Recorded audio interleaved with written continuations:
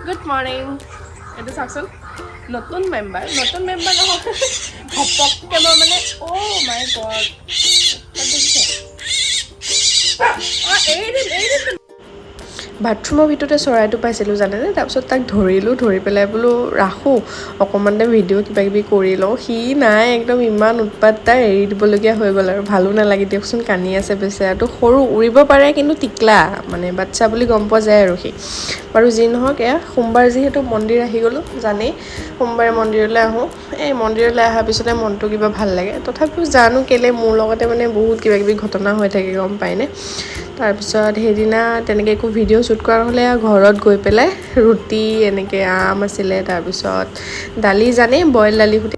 এটা খাওঁ কিন্তু সেইদিনাখন ভিডিঅ' প'ষ্ট কৰা নহ'ল মানে কালি ভিডিঅ'টো প'ষ্ট নকৰিলোঁ কিহৰ কাৰণে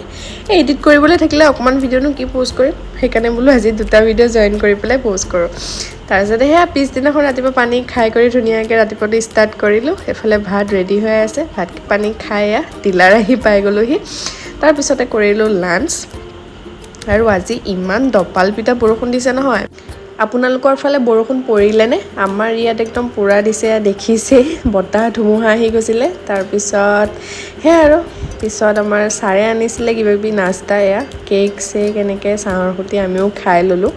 খাই পেলাই মোৰ লগত ডাঙৰ ইনচিডেণ্ট এটা হ'ল কিনো ক'ম আৰু মোৰ ঘটনা মানে হৈয়ে থাকে বাৰু বাদ দিয়ক আৰু সেইবোৰ কিনো ক'ম আৰু এয়া তেলে ধপধপাই আছিলে ভাবিলোঁ যে তেল অকণমানকে ভৰাই লওঁ 200 টকা তেল ভৰাই লৈ ধুনীয়াকৈ একদম ঘৰ আহি পালোঁ ঘৰ আহি চাহ পানী খাই আজৰি আৰু